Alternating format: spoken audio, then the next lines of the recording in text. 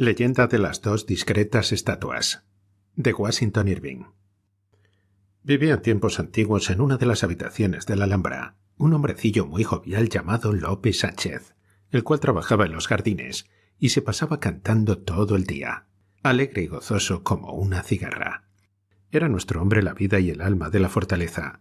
Cuando concluía su trabajo, sentábase con su guitarra en uno de los bancos de piedra de la explanada y al son de su instrumento cantaba soberbios cantares del Cid, de Bernardo del Carpio, de Hernando del Pulgar y demás héroes españoles, con los que divertía a los inválidos del recinto, o entonaba otros aires más alegres para que las mozuelas bailasen fandangos y boleros. Como la mayor parte de los hombres de poca estatura, Lope Sánchez habíase casado con una mujer alta y robusta, que casi se lo podía meter en un bolsillo. Empero no tuvo Sánchez la misma suerte que la generalidad de los pobres, pues en lugar de hacerle 10 o 12 chiquillos, tuvo solamente una hija, una niña bajita de cuerpo, de hermosos ojos negros, a la sazón de unos 12 años de edad, llamada Sanchica, tan alegre y jovial como él, y la cual hacía las delicias de su corazón. Jugaba a su lado mientras el padre trabajaba en los jardines, bailaba al compás de su guitarra cuando el padre se sentaba a descansar a la sombra, y corría y saltaba como una cervatilla por los bosques, alamedas y desmantelados salones de la Alhambra. En una víspera de San Juan, la gente de humor aficionada a celebrar los días festivos, hombres, mujeres y chiquillos, subieron por la noche al Cerro del Sol, que domina el Generalife, para pasar la velada en su plana y elevada meseta. Hacía una hermosa noche de luna. Todas las montañas estaban bañadas de su argentada luz. La ciudad, con sus cúpulas y campanarios, mostrábase envuelta entre sombras, y la vega parecía tierra de hadas con las 1000 encantadas lucecillas que brillaban entre sus oscuras arboledas. En la parte más alta del cerro encendieron una gran hoguera, siguiendo la antigua costumbre del país, conservada desde tiempo de moros, mientras los habitantes de los campos circunvecinos festejaban del mismo modo la velada con sendas fogatas, encendidas en diversos sitios de la vega y en la falda de las montañas que brillaban pálidamente a la luz de la luna. Pasóse la noche bailando alegremente al son de la guitarra de Lope Sánchez, el cual nunca se sentía tan contento como en uno de estos días de fiesta y regocijo general. Mientras bailaban los concurrentes, la niña Sanchica se divertía en saltar y brincar con otras muchachas, sus amigas, por entre las ruinas de la vieja torre morisca que ya conocemos, denominada la Silla del Moro. Cuando he aquí que, hallándose cogiendo piedrecillas en el foso, se encontró una manecita de azabache primorosamente esculpida, con los dedos cerrados y el pulgar fuertemente pegado a ella.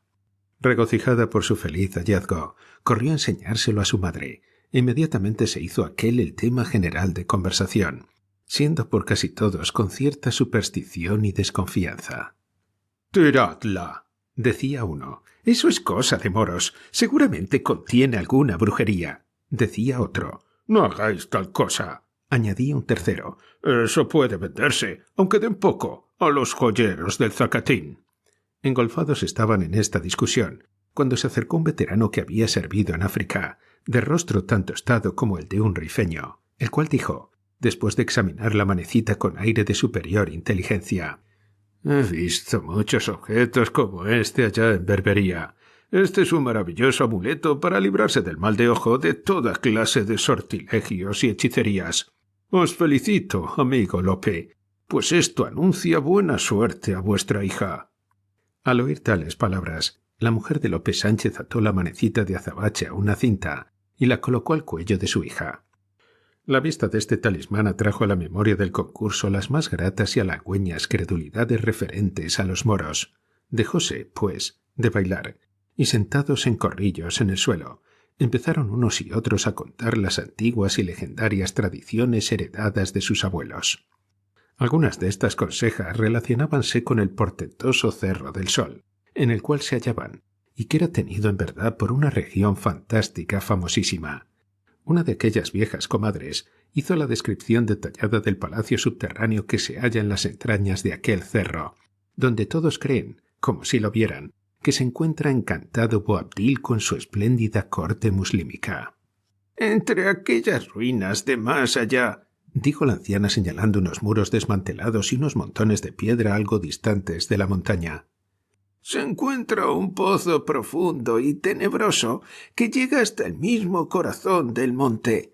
Lo que es yo, no me atrevería por mi parte a mirar por el brocal por todo cuanto dinero hay en el mundo. Pues cierta vez, hace de esto ya bastante tiempo, un pobre pastor de la Alhambra, que guardaba sus cabras en ese paraje, bajó al pozo en busca de un cabritillo que se le había caído dentro. Salió de allí, ¡santo Dios!, pálido y sobrecogido, y contando tales y tan portentosas cosas que había visto, que todo el mundo creyó que había perdido el seso. Estuvo delirando 2 o 3 días con los fantasmas de los moros que le habían perseguido en la caverna, y no hubo en mucho tiempo medio de persuadirlo a que subiese de nuevo a la montaña. Por su desgracia volvió al fin, y, pobre infeliz, no se le volvió a ver más. Sus vecinos encontraron sus cabras pastando entre las ruinas moriscas, y su sombrero y su manta junto a la boca del pozo, pero no se supo qué fue de él.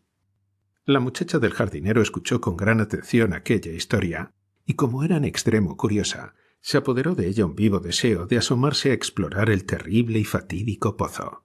Separóse, pues, de sus compañeras y se dirigió a las apartadas ruinas, y después de andar tropezando por algún tiempo, llegó a una pequeña concavidad en la cima de la montaña, junto al declive del Valle del Darro, oscuro como boca de lobo, lo cual daba suficiente idea de que en su centro se abría la boca de la famosa cisterna. Sanchica se aventuró a llegar hasta el borde y miró hacia el fondo, su profundidad. Helósele la sangre en el cuerpo a la muchacha y se retiró llena de pavor. Volvió a mirar de nuevo y volvió a retirarse otra vez. Repitió por tercera vez la operación, y el mismo horror le hacía ya sentir cierta especie de deleite. Por último, cogió un gran guijarro y lo arrojó al fondo. Por algún tiempo bajó la piedra silenciosamente, pero al cabo de un momento se sintió un violento choque contra alguna roca saliente, y luego que botaba de un lado para otro y que producía un ruido semejante al del trueno, hasta que, finalmente, sonó en agua a grandísima profundidad, quedando todo otra vez en silencio completo. Este silencio, sin embargo, no fue de mucha duración, pues no parecía sino que se había despertado algo en aquel horrible abismo. Empezó por elevarse poco a poco del fondo de la cisterna un zumbido semejante al que producen las abejas en una colmena. Este zumbido fue creciendo más y por último se percibió, aunque débilmente, cierto clamoreo como lejano y el estrépito y ruido de armas, címbalos y trompetas, como si algún ejército marchase a la guerra por entre los antros y profundidades de aquella montaña. Retiróse la mozuela aterrorizada y volvió al sitio donde había dejado a sus padres y compañeros, pero todos habían desaparecido y la hoguera estaba agonizante y despidiendo una débil humareda a los pálidos rayos de la luna. Ya las fogatas que habían ardido en las próximas montañas y en la vega se habían también extinguido completamente y todo parecía haber quedado en reposo. Sanchica llamó a gritos a sus padres y a algunos de sus conocidos por sus respectivos nombres, y viendo que nadie respondía, bajó rápidamente a la falda de la montaña y los jardines del Generalife, hasta que llegó a la alameda que conduce a la Alhambra, y sintiéndose fatigada, se sentó en un banco de madera para tomar alientos. La campana de la Torre de la Vela dio en aquel momento el toque de la medianoche. Reinaba un pavoroso silencio, como si durmiese la naturaleza entera, oyéndose tan solo el casi imperceptible murmullo que producía un oculto arroyuelo que corría bajo los árboles. La dulzura de la atmósfera iba ya adormeciendo a la muchacha, cuando de pronto vislumbró cierta cosa que brillaba a lo lejos, y con no poca sorpresa suya, divisó una gran cabalgata de guerreros moriscos que bajaba por la falda de la montaña, dirigiéndose a las alamedas de la Alhambra.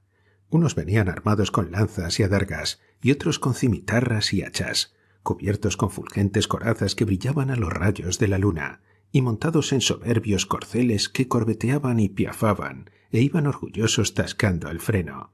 Pero el ruido de sus cascos era sordo, como si estuviesen calzados de fieltro. Los jinetes llevaban en sus semblantes la palidez de la muerte. Entre ellos cabalgaba una hermosa dama, ciñendo una corona a su tersa frente y llevando sus largas trenzas rubias adornadas de perlas, así como la cubierta de su palafrén, de terciopelo carmesí bordado de oro. Caminaba la noble señora sumida en la más profunda tristeza y con la mirada fija en el suelo. Detrás seguía un numeroso séquito de cortesanos, lujosamente ataviados con trajes y turbantes de variados colores, y en medio de ellos, sobre un caballo de guerra hermosamente enjaezado, iba el rey Boabdil el Chico, cubierto con su manto real, adornado de ricas joyas y con una corona esplendorosa de diamantes. La admirada muchacha lo reconoció por su barba rubia y por el gran parecido que tenía con su retrato, que había visto 1000 veces en la galería de pinturas del Generalife. Contemplaba con pasmo la joven aquella regia pompa conforme iba pasando el cortejo por entre los árboles. Mas, aunque persuadida de que aquel monarca y aquellos cortesanos y guerreros tan pálidos y silenciosos eran cosa sobrenatural y de magia y encantamiento, los miraba sin ningún temor. Tal valor le había infundido ya el virtuoso talismán de la manecita que llevaba pendiente del cuello. Luego que pasó la cabalgata, se levantó y la siguió. Se dirigió la extraña procesión hacia la gran puerta de la justicia, que estaba abierta de par en par. Los centinelas que estaban dando la guardia dormían en los bancos de la barbacana con un profundo y al parecer mágico sueño, pasando la fantástica comitiva por su lado sin hacer el más leve ruido, con banderas desplegadas y en actitud de triunfo. Sanchica quiso seguirla, pero, con gran sorpresa suya, vio una abertura en la tierra, dentro de la barbacana, que conducía hasta los cimientos de la torre. Internóse un poco dentro de ella y atrevióse a descender por la abertura, por unos escalones informemente cortados en la roca viva, y penetró luego en un pasadizo abovedado, iluminado de trecho en trecho con lámparas de plata, las cuales, al propio tiempo que iluminaban, despedían un perfume embriagador. Aventuróse la chica más y más, hasta que se encontró en un gran salón abierto en el corazón de la montaña, magníficamente amueblado al estilo morisco e iluminado con lámparas de plata y cristal. Allí, recostado en un diván, aparecía como amodorrado un viejo de larga barba blanca y vestido a la usanza morisca, con un báculo en la mano, que parecía que se le escapaba de los dedos a cada instante, y sentada a corta distancia de él, una bellísima doncella, vestida a la antigua española, ciñendo su frente una diadema cuajada de brillantes y con su dorada cabellera salpicada de perlas, la cual pulsaba dulcemente una lira de plata. La hija de Lope recordó entonces cierta historia que ella había oído contar a los viejos habitantes de la Alhambra acerca de una princesa goda que se hallaba cautiva en el centro de la montaña por las artes y hechizos de un viejo astrólogo árabe, al cual tenía ella a su vez aletargado en un sueño perpetuo, gracias al mágico poder de su peregrina lira. La dama cautiva manifestó gran sorpresa al ver a una muchacha en carne mortal en su fatídica morada. —¿Es la víspera de San Juan? —preguntó a la muchacha. —Sí, señora —respondió Sanchica—. Entonces está en suspenso por esta noche el mágico encantamiento. Acércate, hija mía, y nada temas. Soy cristiana como tú, aunque me ves hechizada por arte mágica. Toca mis cadenas con ese talismán que pende de tu cuello, y me veré libre por esta noche. Esto diciendo, entreabrió sus vestidos, dejando ver una ancha faja de oro que sujetaba su talle y una cadena del mismo metal que la tenía aprisionada al suelo. La niña aplicó sin vacilar la manecita de azabache a la faja de oro, e inmediatamente cayó la cadena a tierra. Al ruido despertóse el astrólogo y comenzó a restregarse los ojos, pero la cautiva pasó suavemente los dedos por las cuerdas de la lira, y volvió de nuevo el anciano a su letargo y a dar cabezadas y a vacilar su báculo en la mano. —Ahora —le dijo la joven—, toca su báculo con la mágica manecita de azabache. Obedeció la muchacha y deslizósele al viejo la vara mágica de su diestra, quedándose profundamente dormido en su otomana. La dama aproximó su lira al diván, apoyándola sobre la cabeza del aletargado astrólogo. Después hirió de nuevo las cuerdas hasta que vibraron en sus oídos. —¡Oh, poderoso espíritu de la armonía! —dijo la cautiva—, ten encadenados sus sentidos hasta que venga el nuevo día. Ahora, sígueme, hija mía —continuó—, y verás la Alhambra como estuvo en los días de su esplendor, pues posees un talismán que descubre todas sus maravillas. Sanchica siguió a la cautiva cristiana sin desplegar sus labios. Pasaron el umbral o barbacana de la puerta de la justicia y llegaron a la plaza de los aljibes, la cual estaba poblada de soldados de caballería e infantería morisca formados en escuadrones y con banderas desplegadas. Veíanse luego guardias reales en la puerta del alcázar y largas filas de negros africanos con sus cimitarras desnudas, sin pronunciar palabra. Sanchica pasó sin recelo alguno detrás de su guía.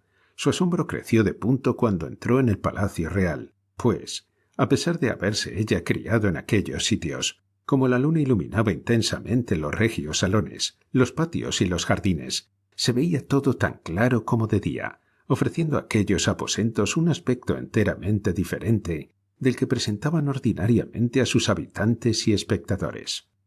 Las paredes de las habitaciones no parecían manchadas ni agrietadas por la inclemencia del tiempo. En vez de verse llenas de telarañas, estaban cubiertas con ricas sedas de Damasco, y los dorados y pinturas arabescas con su frescura y brillantez primitivas. Los salones, en lugar de estar desamueblados y desnudos, hallábanse adornados con riquísimos divanes y otomanas, cuajados de perlas y recamados de piedras preciosas, y todas las fuentes de los patios y jardines arrojaban surtidores de agua preciosísimos. Las cocinas del antes desierto alcázar estaban entonces funcionando de nuevo, viéndose en ellas multitud de marmitones ocupados en condimentar riquísimos y suculentos manjares, y en aderezar sin número de espectros de pollos y perdices.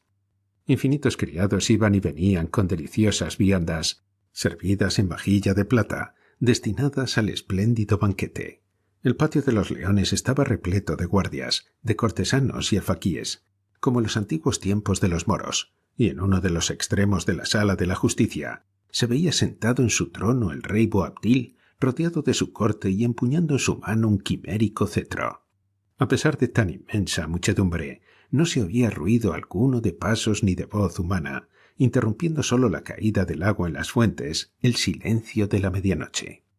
La joven Sanchica siguió a la hermosa cautiva por todo el palacio, muda de asombro, hasta que llegaron a una puerta que conducía a los pasadizos abovedados que se hallan por bajo de la torre de Comares. A cada lado de la puerta se veía la escultura de una ninfa de hermoso y puro alabastro. Sus cabezas se hallaban vueltas hacia un mismo lado y miraban a un mismo sitio dentro de la bóveda. Detúvose la dama encantada e hizo señas a la niña para que se le acercase. «Aquí», le dijo, «existe un gran misterio que te voy a revelar en premio de tu fe y de tu valor. Estas mudas estatuas vigilan un tesoro que ocultó en este lugar un rey moro desde tiempos antiquísimos. Di a tu padre que abra un agujero en el sitio hacia donde tienen las ninfas fijos los ojos, y se encontrará una riqueza con la cual será más poderoso que cuantas personas existen en Granada.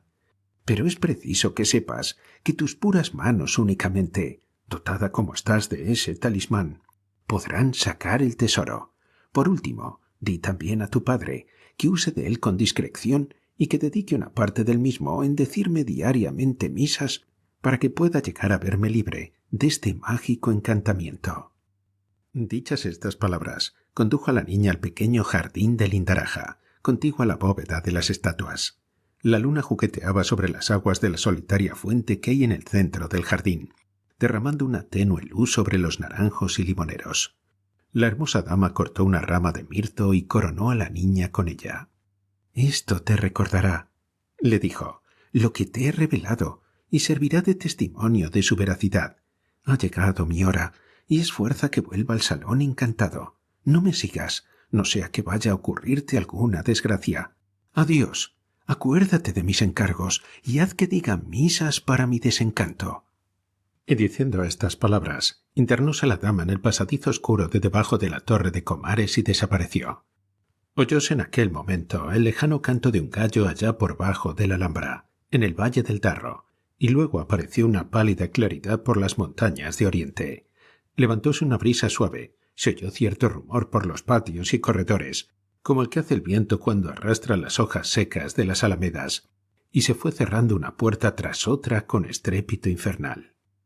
Volvió Sanchica a recorrer los mismos sitios que antes había visto poblados por la fantástica muchedumbre, pero Boabdil y su corte habían desaparecido. La luz de la mañana solo dejaba ver los salones, como siempre, desiertos, y las galerías despojadas del pasajero nocturno esplendor, manchadas, deterioradas por el tiempo y cubiertas de telarañas. Solo los murciélagos revoloteaban a la incierta luz del crepúsculo y las ranas cantaban en el estanque.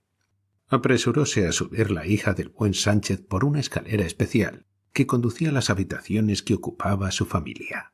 La puerta se hallaba, como de costumbre, abierta, pues el pobre Lope era tan escaso de fortuna que no necesitaba de cerrojos ni de barras. La chica buscó a tientas su colchón y, poniendo la guirnalda de mirto debajo de su almohada, durmióse profundamente. Por la mañana contó al padre todo cuanto le había acaecido en la noche anterior. Lope Sánchez lo creyó todo puro ensueño y se rió de la credulidad de su hija, marchándose de seguida a sus faenas de costumbre. No hacía mucho tiempo que se hallaba en los jardines, cuando vio venir a la muchacha corriendo y gritando sin alientos. «¡Padre! ¡Padre! Mire usted la guirnalda de mirto que la dama misteriosa me puso en la cabeza».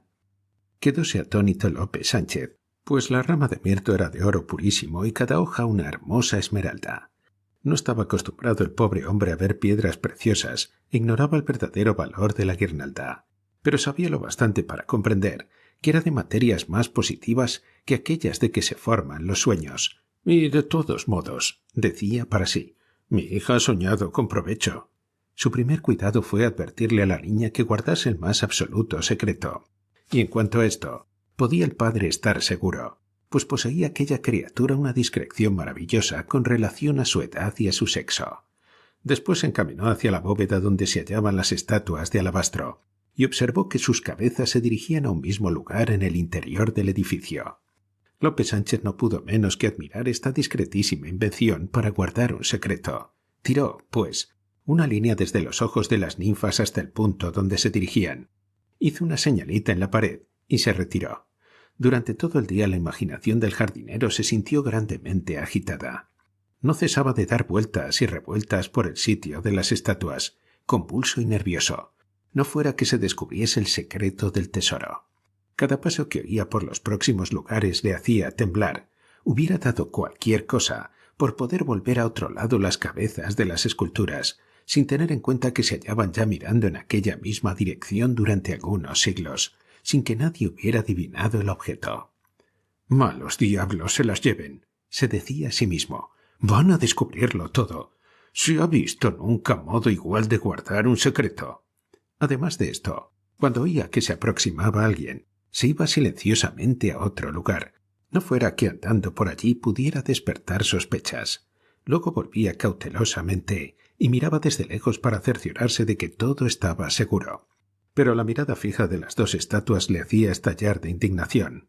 «Y dele, allí están», decía para sus adentros, «siempre mirando, mirando precisamente a donde no debieran mirar». «Mal rayo la Esparta. Son lo mismo que todas las mujeres. Si no tienen lengua con que charlar, esté usted seguro que hablarán con los ojos». Al fin, con gran satisfacción de Lope Sánchez, terminó aquel intranquilo día. Ya no se oía ruido de pasos en los acústicos salones de la Alhambra.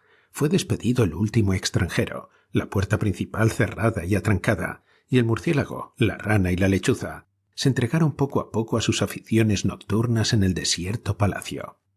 Lope Sánchez, sin embargo, aguardó a que estuviera bien avanzada la noche, y entonces se dirigió con su hija a la sala de las dos ninfas, a la que encontró mirando tan misteriosamente, como siempre al sitio secreto del depósito. «Con vuestro permiso, gentiles damas», dijo Lope Sánchez al pasar por entre ellas, «os voy a revelar el penoso cargo que habéis tenido, y que os debe haber sido bien molesto durante los 2 o 3 últimos siglos». A seguida se puso a explorar en el punto de la pared que había marcado anteriormente, y a poco quedó abierto un hueco tremendo, en el cual se encontró con 2 grandes jarrones de porcelana. Intentó sacarlos fuera, pero hallábanse clavados, inmóviles, hasta que fueron tocados por la inocente mano de su niña, con cuya ayuda los pudo extraer de su nicho, y vio con inefable alegría que se encontraban repletos de monedas de oro morunas, de alhajas y de piedras preciosas. Llevóse el buen Lope los jarrones a su cuarto antes de amanecer el nuevo día, y dejó las 2 estatuas que los custodiaban con sus ojos fijos todavía en la hueca pared misteriosa. Lope Sánchez se hizo rico repentinamente de este modo, pero sus riquezas, como sucede siempre, le acarrearon un sinnúmero de cuidados que hasta entonces había ignorado. ¿Cómo iba a sacar su tesoro y tenerlo seguro? ¿Cómo disfrutaría de él sin inspirar sospechas? Entonces, por primera vez en su vida, tuvo miedo de los ladrones, considerando aterrorizado la inseguridad de su habitación, y se cuidaba de asegurar las puertas y ventanas. Mas, a pesar de todas sus preocupaciones, le era imposible dormir tranquilo. Su habitual alegría le abandonó por último, y ya no bromeaba ni cantaba con sus vecinos. Se hizo, en una palabra, el ser más desgraciado de la Alhambra. Sus antiguos amigos notaron en él este cambio, y aunque mostraban compadecerle cordialmente, el caso es que empezaron a volverle la espalda, creyendo que estaba en la miseria y que corrían peligro de tener que socorrerle. Otros, sin embargo, llegaron a sospechar que su única desgracia era el ser rico. La mujer de Lope Sánchez participaba de las tristezas del marido, pero tenía sus consuelos espirituales, pues debemos consignar que, por ser el jardinero un hombrecillo tan ruin, insignificante y de escaso meollo, su esposa acostumbraba a aconsejarse, en todos los asuntos graves, de su confesor Fray Simón, un fraile rollizo, de anchas espaldas, barba blanca y cabeza corta, del cercano convento de San Francisco, que era el director y consuelo espiritual de la mayor parte de las buenas mujeres de la vecindad. Era asimismo tenido en gran estima en diversos conventos de monjas, donde le solicitaban como confesor, y de los cuales recibía frecuentes regalitos de golosinas y frioleras confeccionadas en los mismos conventos, tales como delicadas confituras, ricos bizcochos y botellas de exquisitos vinos y licores, que servían al buen padre de maravillosos tónicos después de los ayunos y vigilias. Fray Simón medraba con el ejercicio de sus funciones. En su grasiento cutis relucía el sol cuando subía por las cuestas de la Alhambra en los días calurosos. Mas, a pesar de su obesidad, demostraba el padre la austeridad de su regla, llevando constantemente amarrado el cordón a su cintura. Las gentes se quitaban el sombrero, mirando en él un espejo de piedad, y los perros mismos olfateaban el olor de santidad que despedían sus vestiduras, y le saludaban ladrándole desde las perreiras cuando pasaba.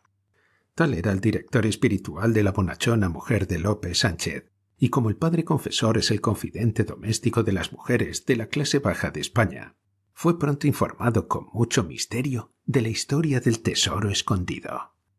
El fraile abrió los ojos y puso una boca tamaña, santiguándose 10 o 12 veces al saber la noticia, mas después de un momento de pausa, exclamó: «Hija mía, sábete que tu marido ha cometido un doble pecado contra el Estado y contra la Iglesia. El tesoro de que se ha apoderado pertenece a la corona por haber sido encontrado en los dominios reales, mas como, por otro lado, es riqueza de infieles, arrebatado de las garras de Satanás, debe ser consagrado a la Iglesia.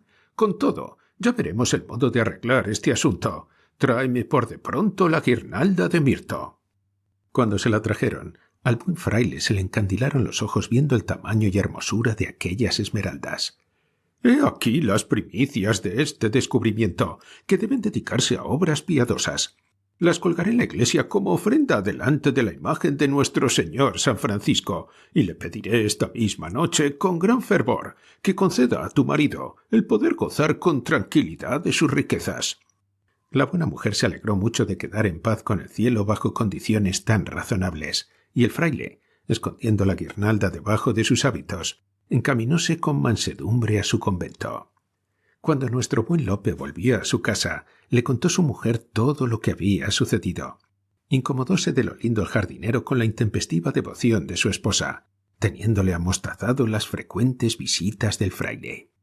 «Mujer, ¿qué has hecho?», le dijo. «Vas a comprometernos con tus habladurías». «¿Cómo con mis habladurías?», gritó la buena mujer. «¿Acaso me querrás prohibir que descargue mi conciencia a mi confesor?» «No es eso, mujer. Confiesa todos los pecados que quieras, pero en cuanto a este tesoro, es un pecado solamente mío, y mi conciencia no se siente abrumada por ello de ningún peso». De nada valía ya el entregarse a estériles lamentaciones. El secreto se había publicado ya, y como agua que cae en la arena, no se podía ya recoger. Su única esperanza estaba cifrada en la discreción del fraile. Al día siguiente, mientras Sánchez se hallaba ausente, sonó un toque muy quedito en la puerta, y se entró Fray Simón con su cara humilde y bonachona.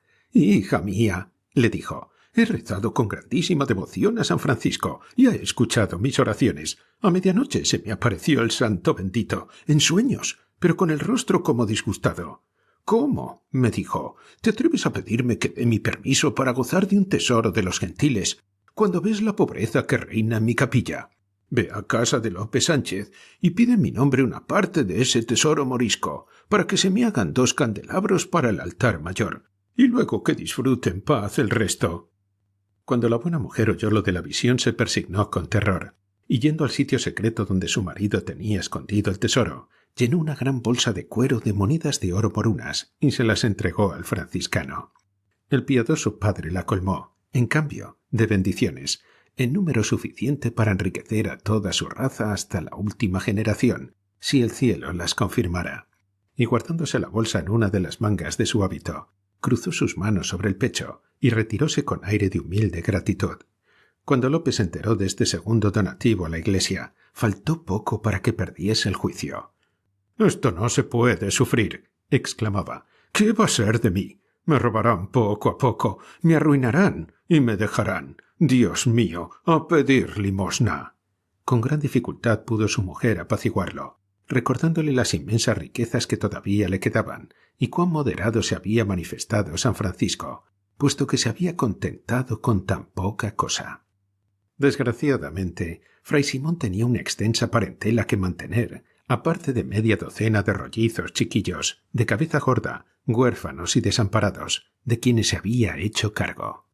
Repitió, pues, sus visitas diariamente, solicitando limosnas para Santo Domingo, San Andrés y Santiago, hasta que el pobre Lope Sánchez llegó a desesperarse y comprendió que, si no se alejaba de este bendito varón, tendría que hacer donativos a todos los santos del calendario. Determinó, pues, en vista de esto, empaquetar el dinero que le quedaba y marcharse secretamente de noche a otro punto del reino. Con este objeto compró un arrogante mulo y lo escondió en una tenebrosa bóveda debajo de la Torre de los 7 Suelos.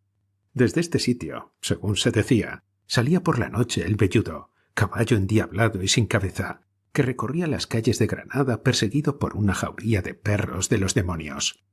Lope Sánchez no tenía fe en semejantes patrañas y aprovechóse del pavor que tales cuentos causaban, calculando, con razón, que nadie se aventuraría a ir a la caballeriza subterránea del espectro fantástico. Durante el día hizo salir a su familia, diciéndole que lo esperase en una aldea lejana de la Vega, y ya bien entrada la noche, transportó su tesoro a la bóveda subterránea de la torre, lo cargó luego en su mulo, lo sacó fuera y bajó cautelosamente por la oscura alameda. El precavido Lope había tomado sus medidas con el mayor secreto, no dándolas a conocer a nadie más que a su cara mitad, pero, sin duda, efecto de alguna milagrosa revelación, llegaron a oídos de Fray Simón. El celoso padre vio que se le escapaba para siempre de las manos su querido tesoro, y determinó tomarlo por asalto en beneficio de la iglesia y de San Francisco, por lo cual, cuando las campanas dieron el toque de ánimas y toda la Alhambra yacía en completo silencio, salió de su convento y, encaminándose hacia la puerta de la Justicia, se encontró entre los matorrales de rosales y laureles que adornan la Alameda.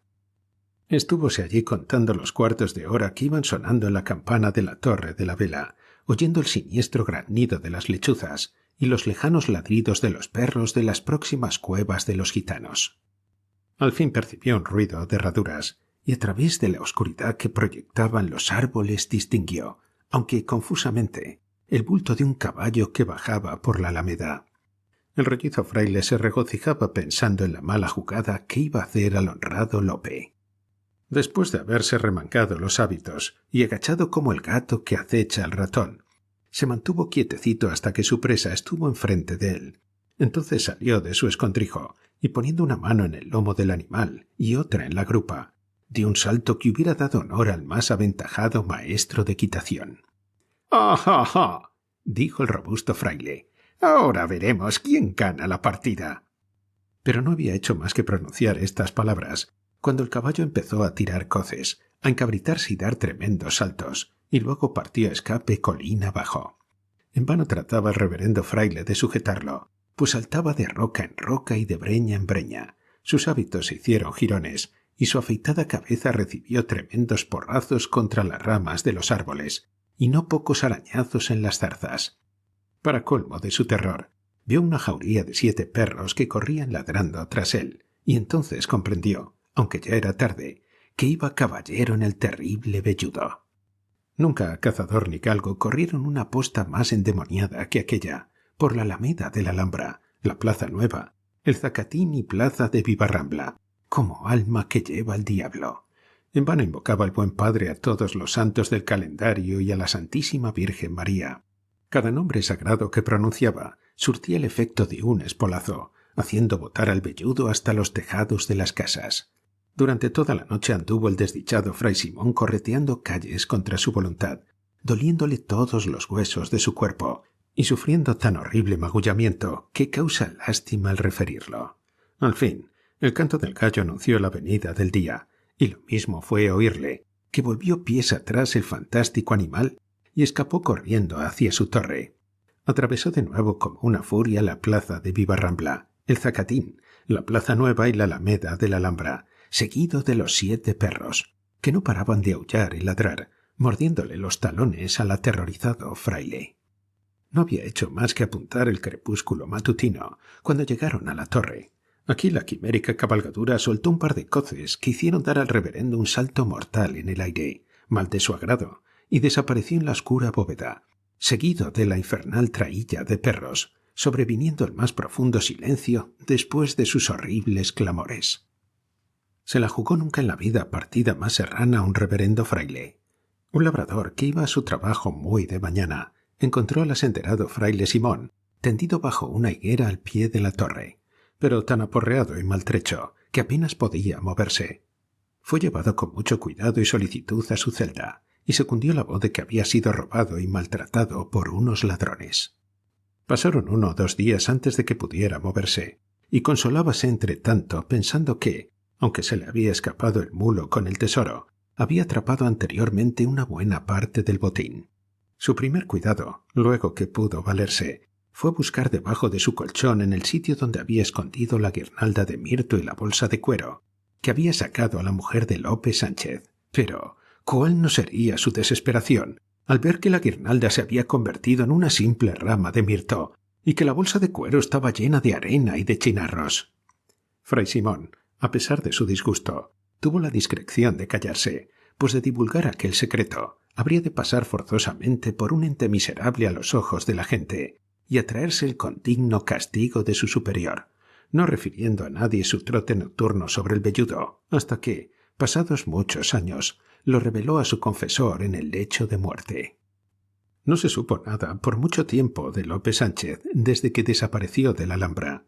Recordábanse con agrado sus condiciones de hombre jovial, explicándose todos generalmente, como hemos dicho, las tristezas y melancolías que se habían apoderado de él antes de su desaparición misteriosa, como consecuencia de un extremo estado de indigencia.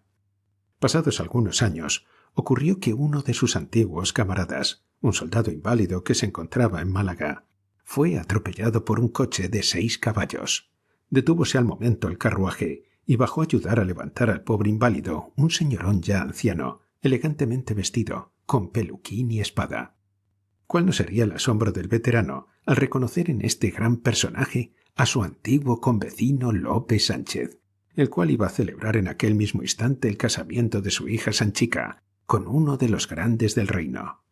En el carruaje iban los contrayentes. La señora de Sánchez, que también iba allí, se había puesto tan gruesa que parecía un tonel, e iba adornada con plumas, alhajas, sartas de perlas, collares de diamantes y anillos en todos los dedos, y con un lujo asiático que no se había visto igual desde los tiempos de la reina de Saba. La niña Sanchica estaba ya hecha una mujer, y en cuanto a belleza y donosura, podría pasar por una gran duquesa y aun también por una princesa. El novio iba sentado junto a su prometida. Era un tipo raquítico y, al parecer, hombre gastado, lo cual era señal y prueba de ser de sangre azul, todo un grande de España, con 5 pies apenas de estatura. Estas nupcias habían sido arregladas por la madre. Las riquezas no habían empedernido el corazón del honrado Lope. Hospedó, pues, a su antiguo camarada en su propia casa por algunos días, tratándolo a cuerpo de rey, llevándolo a los teatros y corridas de toros, y regalándole a la despedida, como muestra de cariño, una buena bolsa de dinero para él y otra para que la distribuyese entre sus antiguos compañeros inválidos de la Alhambra. Lope decía siempre, por supuesto, que se le había muerto un hermano muy rico en América y que le había dejado heredero de una mina de cobre, pero los malignos charlatanes de la Alhambra insistían en afirmar que su riqueza provenía del tesoro que había descubierto en el Palacio Árabe y que estaba guardado por 2 ninfas de alabastro. Es digno de notarse que estas 2 discretas estatuas continúan aún en el día con los ojos fijos en el mismo sitio de la pared. Esto ha hecho suponer a muchos que todavía queda dinero escondido en aquel lugar y que bien vale la pena de que fijen en su atención el diligente viajero. Otros, y especialmente las mujeres, miran aquellas esculturas con extrema complacencia, como un monumento perpetuo que demuestra que las mujeres pueden guardar un secreto.